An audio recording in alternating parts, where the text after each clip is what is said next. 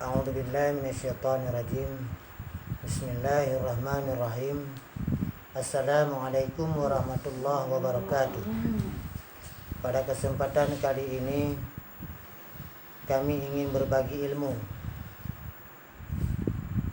Semoga hendaknya ilmu yang kita kaji pada malam yang berbahagia ini hendaklah dapat bermanfaat untuk diri kami pribadi dan untuk pemirsa yang melihat channel ini.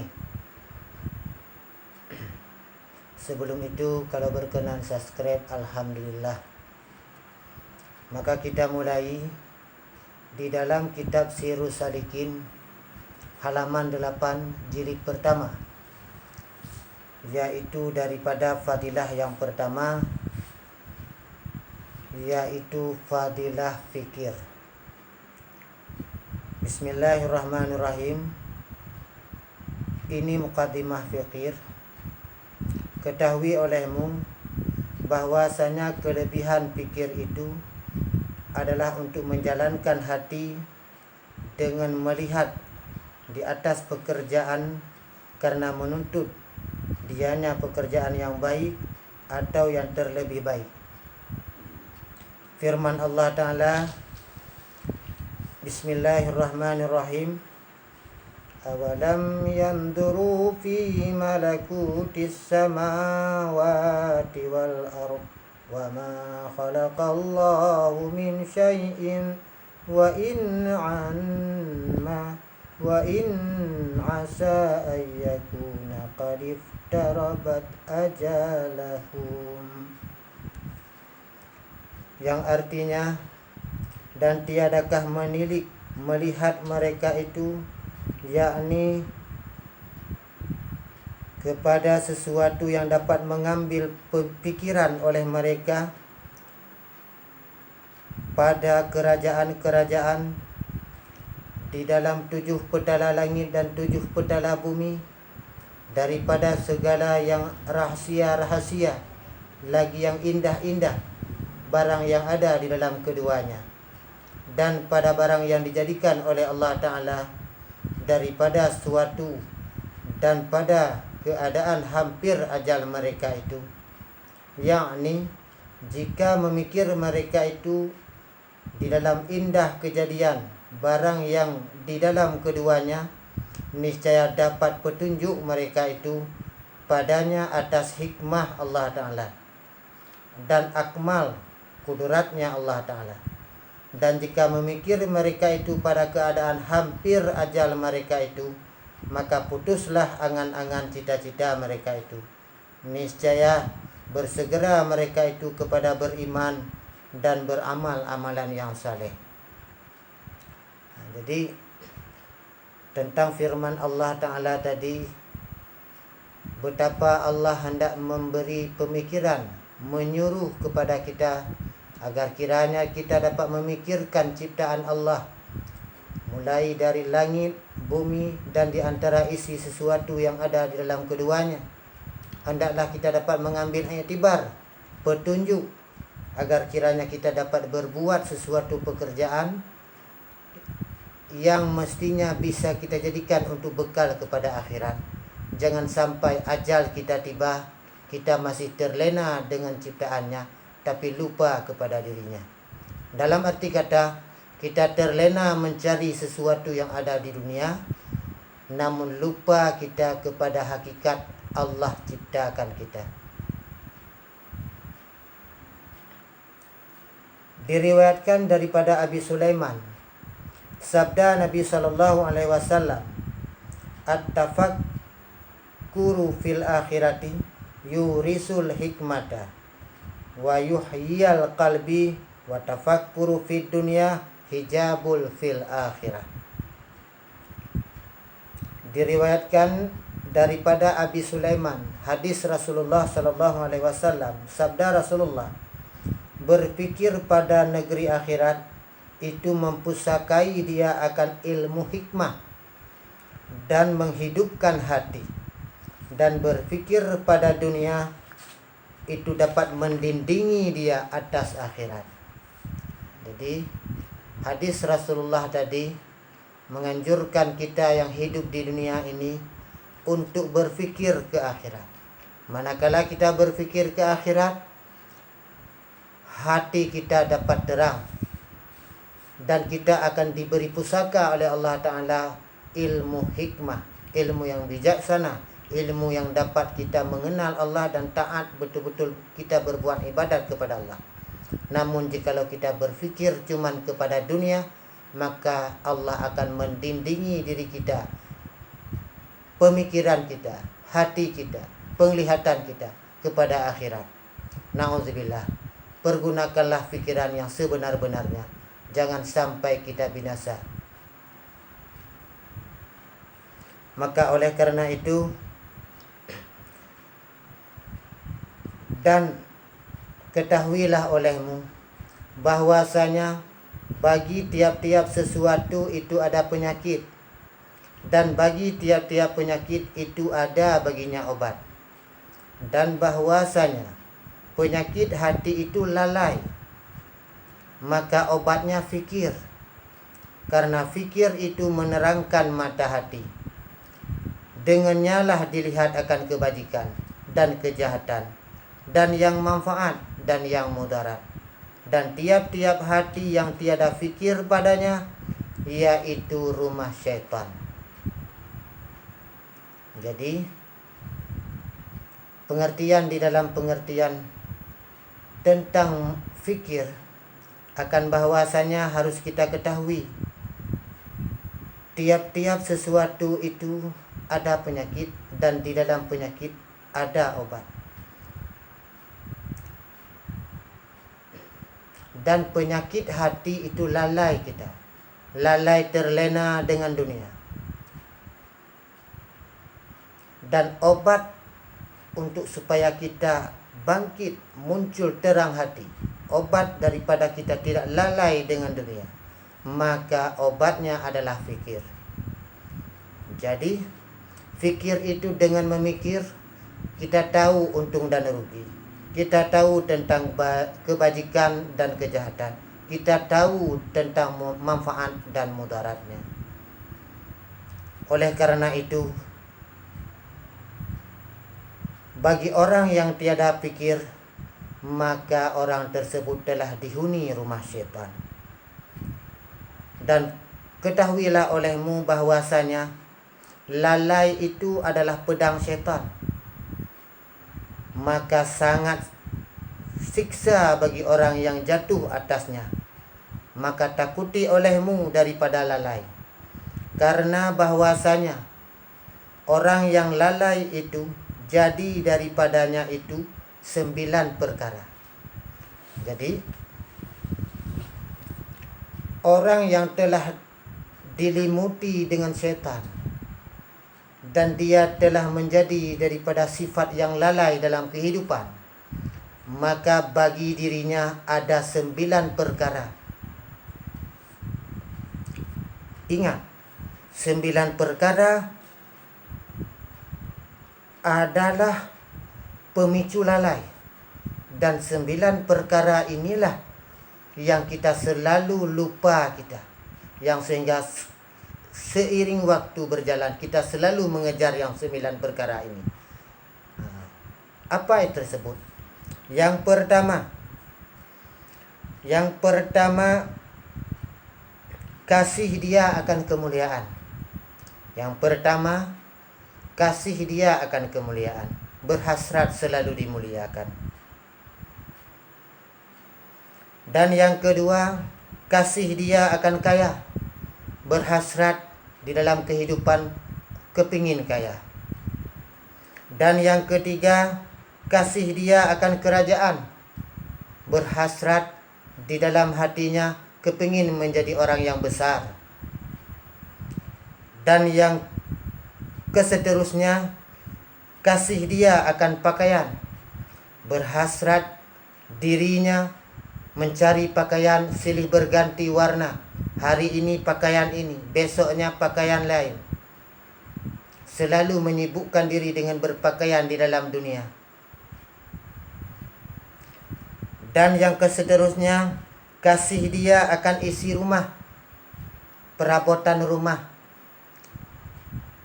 Apa yang belum cukup di dalam rumah, kita sibukkan diri kita bekerja, membanting tulang, mencari uang, kita pergunakan, kita lengkapi untuk kebutuhan rumah. Meja, lemari, kursi dan sebagainya, TV, apa saja yang memang kebutuhan di dalam perabotan rumah selalu kita penuhi. Dan yang keseterusnya, kasih dia akan kenyang. Jadi bahkan manusia sekarang, kalau di Indonesia kita makanannya nasi, jadi 3 waktu nasi itu seolah-olah rutinitas.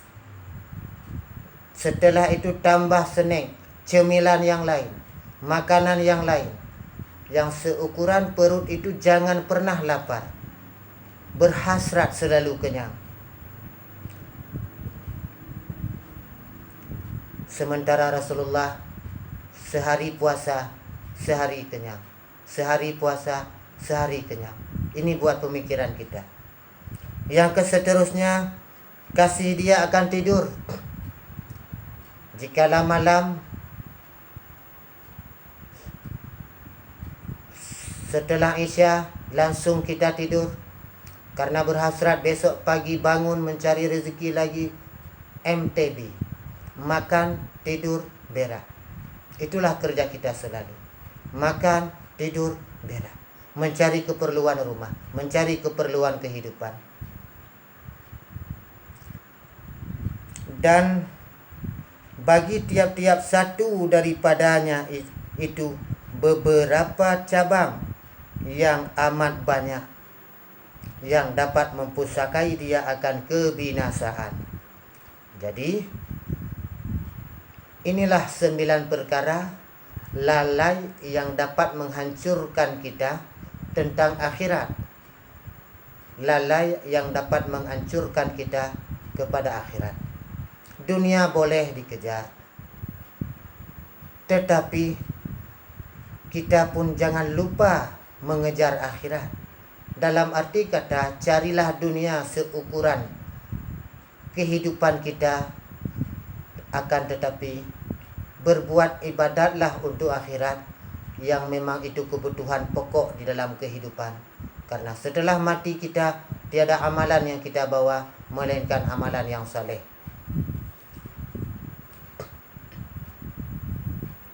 Lalu kita sambung lagi sedikit sabda Rasulullah sallallahu alaihi wasallam,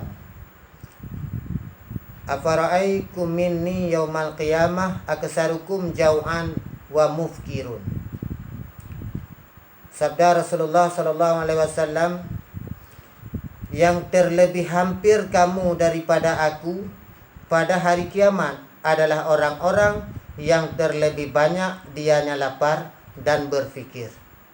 Jadi sabda Rasulullah, orang yang terlebih hampir dengan Rasulullah dalam arti kata di hari kemudian kelak, di hari akhirat, orang yang dianggap oleh Allah Ta'ala ini umatku merasa dekat denganku, dan Allah mendekatkan orang tersebut adalah orang yang memperbanyak lapar di dalam kehidupan dan memperbanyak fikir di dalam kehidupan.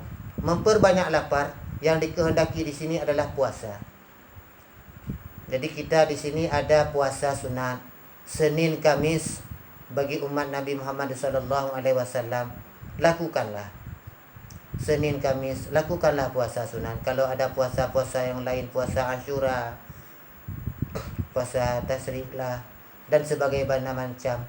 Lebih-lebih puasa wajib, itu memang sudah modal utama dalam kehidupan Islam.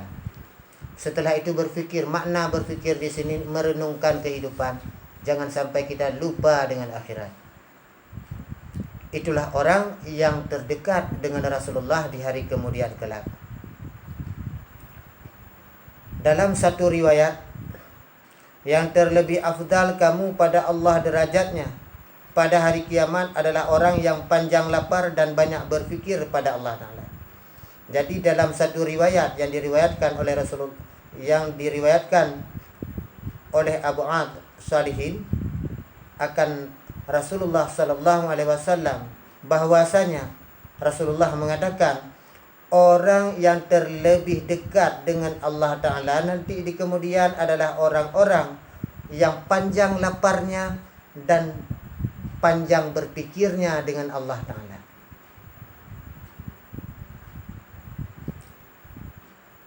Berkata Muqaddad bin Aswad, masuk aku atas Abu Hurairah radhiyallahu an, maka mendengar oleh aku akan dia, berkata Sayyidina Nabi SAW, itu terlebih satu saat, itu terlebih afdal daripada ibadat setahun. Kemudian masuk aku atas Ibnu Abbas radhiyallahu anhuma, maka aku dengar akan dia berkata, sabda Nabi SAW, berfikir satu saat itu terlebih afdal daripada ibadat 70 tahun. Kemudian masuk aku atas Nabi SAW, maka aku kabarkan dia dengan demikian itu. Maka sabdanya, benar mereka itu. Seru olehmu akan mereka itu bagiku, maka aku serukan mereka itu. Maka bertanya Nabi SAW akan Abu Hurairah daripada fikirnya. Maka sembah ia, pikirku pada kejadian 7 langit dan bumi. Maka sabdanya, pikir engkau itu terlebih afdal daripada ibadat setahun.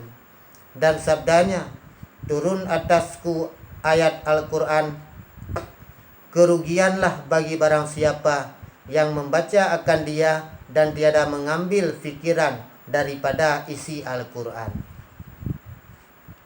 Jadi hadis tersebut tadi mengartikan akan bahwasanya diri kita diceritakan daripada Muqaddad bin Aswad. Jadi beliau bertemu dengan Abi Hurairah, lalu beliau mendengar oleh Muqaddad bin Aswad akan bahwasanya yang didengar oleh Abu Hurairah, bahwasanya Rasulullah SAW mengatakan, berfikir itu satu saat, berfikir sesaat terlebih afdal daripada ibadat setahun. Jadi Muqaddad bin Aswad menjumpai Abu Hurairah. Lalu Muqaddad bin Aswad mengatakan kepada Abu Hurairah, ya Abu Hurairah, aku mendengar Rasulullah SAW mengatakan bahwasanya berfikir satu saat itu terlebih afdal daripada ibadat setahun. Selepas itu, lalu Ibnu Abbas radhiyallahu anhuma mendengar oleh Ibnu Abbas.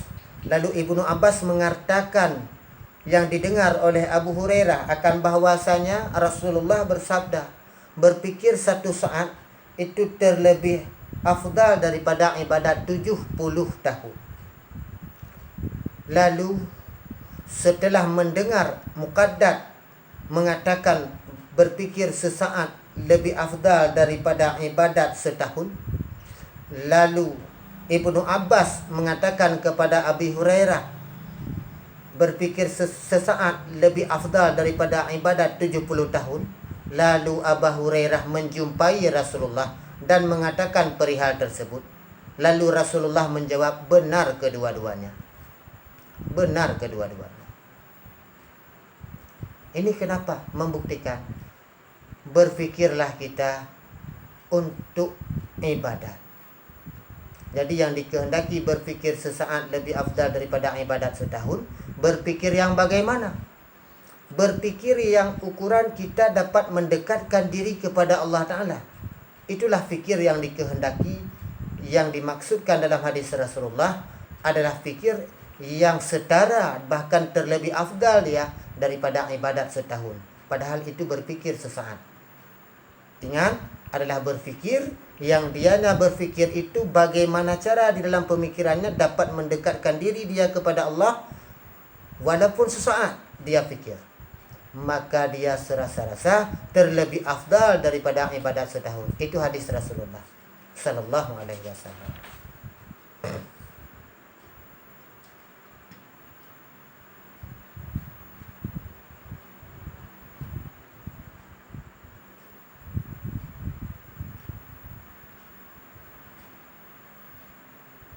Dan lagi Rasulullah menyambung tentang sabda tadi yang hendak kami kupaskan akan bahwasanya Rasulullah tadi mengatakan sangat kerugianlah orang-orang yang membaca Al-Quran tetapi tidak mengambil pemikiran daripada isinya Al-Quran.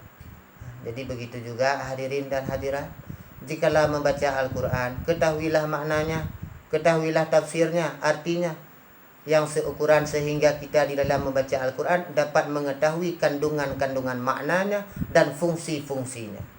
Bukan sekedar hafal, bukan sekedar baca. Baca Al-Quran dapat pahala. Bahkan ibadat dua perkara yang tiada pakai niat Allah beri pahala, yaitu ibadat membaca Al-Quran walaupun tiada niat dapat pahala. Berselawat kepada Rasulullah walaupun tiada niat mendapat pahala. Tetapi yang terlebih bagus, jikalau baca Al-Quran, bacalah dengan arti dan maksudnya, agar kita mengenal Sang Penciptanya, agar kita mengetahui apa duduk perkara persoalan Al-Quran, apa kehendak isi kandungan Al-Quran tersebut. Dari situ dapatlah kita mengetahui, lalu kita memikirkan, barulah kita rajin, giat, jiwa, raga dalam berbuat ibadat kepada Allah Ta'ala. Karena kita telah mengenal dengan keyakinan, bukan dengan mengenal dengan sekedar pengetahuan Fata Morgana, tetapi kita mengenal dengan pengetahuan Ainul Yakin, yaitu dengan ilmu.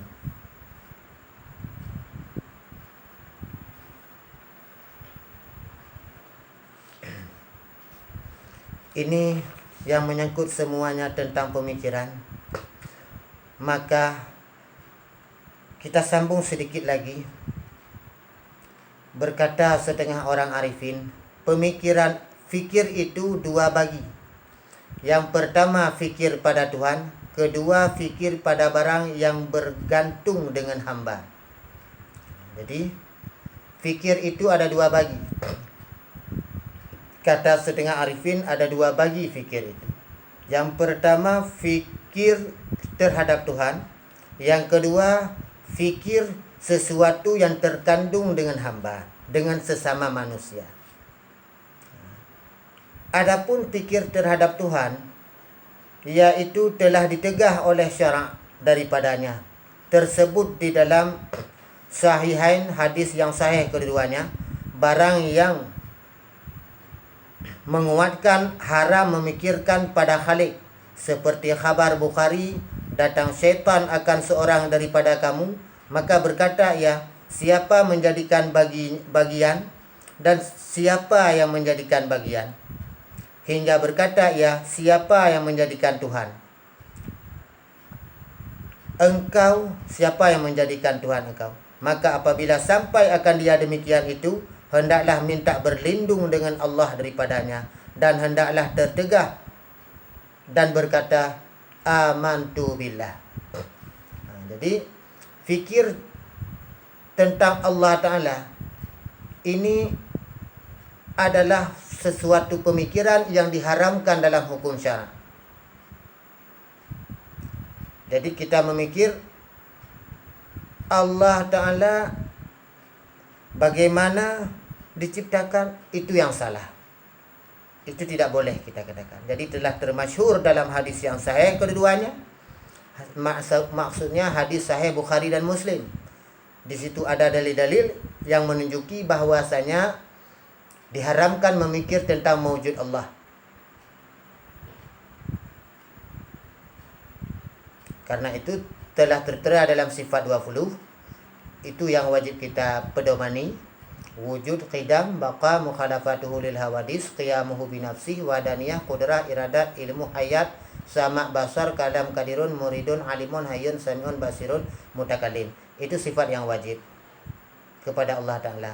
Lalu sifat yang mustahil itu madidu alih, yaitu barang yang sebalik daripadanya yang wajib. 20, 40. Jadi dan satu, yaitu yang harus kepada Allah Ta'ala adalah mungkinul maujud wa mungkinul ma'dum. Jadi mungkin Allah mengadakan dan mungkin Allah mentiadakan. Itu harus bagi Allah Ta'ala. Jadi memada i'tikad 50, akaid 50, undang-undang 50, akaid 50. Memada di situ kita mengetahui Allah Ta'ala, tentang yang wajib pada Allah Ta'ala, yang mustahil pada Allah Ta'ala, dan yang harus pada Allah Ta'ala. Jadi telah ada cerita pada waktu tersebut akan bahwasanya syaitan sendiri ingin menggoda. Syaitan ingin menggoda akan bahwasanya Rasulullah sallallahu alaihi wasallam. Syaitan menanyakan, siapa yang menjadikan bagian-bagian ini? Lalu Rasulullah menjawab, ini yang menjadikan Allah Ta'ala. Siapa yang menjadikan bumi? Allah. Rasulullah jawab, Allah. Siapa yang menjadikan langit? Rasulullah jawab, Allah. Lalu syaitan menggoda lagi, siapa yang menjadikan Allah? Lalu Rasulullah menjawab, saya berlindung dengan Allah Ta'ala daripadanya. Dan itu tertegah akan bahwasanya untuk menanyakan, dan engkau iblis syaitan melaknat oleh Allah Ta'ala akan bahwasanya untuk menggoda manusia dalam keadaan kehancuran akidah Islam. Itu prinsip Ahlus Sunnah wal Jamaah. Nah, jadi lalu Rasulullah mengatakan, amantu billah, saya beriman kepada Allah Ta'ala. Kita sambung sedikit lagi. Sabda Rasulullah sallallahu alaihi wasallam, tafakkaru fi khalqillah wa la tafakkaru fillah fa innakum mimman taqaddaru qadruh. Artinya, fikir olehmu pada kejadian Allah dan jangan kamu pikir akan zat Allah, maka bahwasanya kamu tiada kuasa akan kudratnya Allah. Jadi sabda Rasulullah tentang yang pertama tadi, tentang yang pemikiran terhadap Allah. Jadi apa sabda Rasulullah? Pikir olehmu tentang kejadian-kejadian yang telah diciptakan oleh Allah. Jangan pernah engkau memikirkan tentang zatnya Allah. Bagaimana dijadikan? Itu salah. Karena kenapa? Diri makhluk tiada kuasa untuk tafakkur kudratnya Allah. Tiada kuasa untuk memikirkan kudratnya Allah. Itu yang pertama. Karena tadi kata Arifin, pemikiran ada dua, yaitu pemikiran tafakur lillah. Yang kedua adalah tafakur lil mawjudillah, yaitu barang yang mawjud, yang diciptakan oleh Allah Ta'ala. Dan sesuatu, kita ulang, pemikiran yang kedua tadi adalah yang bergantung dengan hamba. Nah, lalu kita sambung yang kedua. Setelah ini selesai, kita sambung yang kedua. Adapun pikir barang yang bergantung dengan hamba, maka seyogyanya bahwa pikir adakah ia atas maksiat, maka hendaklah bersegera ia kepada taubat dan istighfar. Atau adakah atasnya kebajikan, maka syukur ia. Kemudian pikirkan pada memudahkan segala anggotanya daripada memindahkan. Kemudian berpikir pada memindahkan segala anggotanya daripada maksiat kepada taat, dan menjadikan dua matanya membimbang dengan tilik i'tibar, dan lidahnya membimbang dengan zikir dan istighfar dan tasbih dan zikir. Demikianlah pada sekalian anggotanya malam dan siang di dalam taat akan Tuhan yang Wahidul Qahar. Kemudian berpikir pada bersegera akan waktu-waktunya dengan segala waktu yang disunatkan,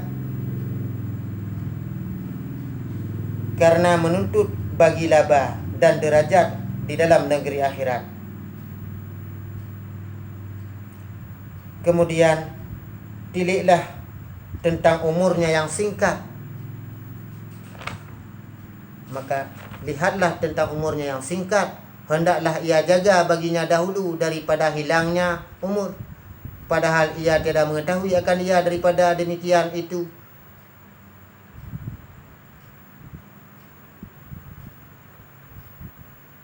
Dan pada segala sifat-sifat yang batinnya, maka hendaklah ia meninggalkan segala sifat yang tercela, seperti riya dan takabur dan ujub dan bakhil, kikir, dan hasad, dan dengki, dan memperbuat ia akan segala perkara yang terpuji seperti sedekah, ikhlas, sabar, dan takut akan Allah, dan berharap akan rahmat Allah.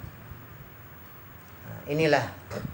Jadi yang kedua adalah fikir yang bergantung dengan hamba. Dalam arti kata pikiran diri kita manusia dengan diri kita diri sendiri manusia.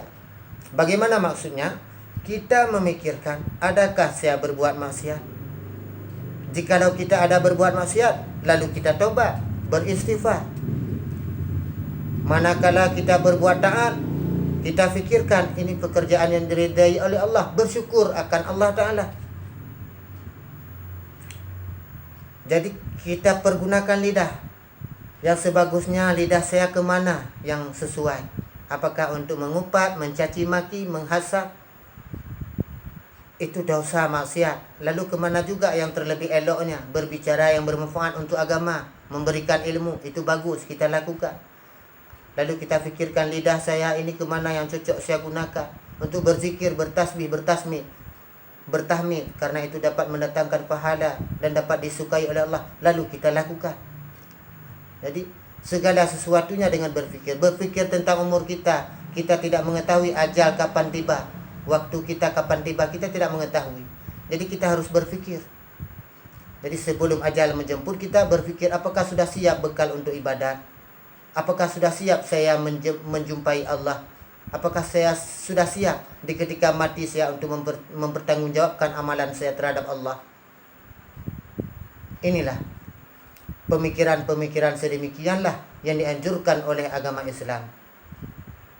Hadirin kaum muslimin, inilah yang dapat kami sampaikan. Lebih dan kurang saya mohon maaf. Wassalamualaikum warahmatullahi wabarakatuh.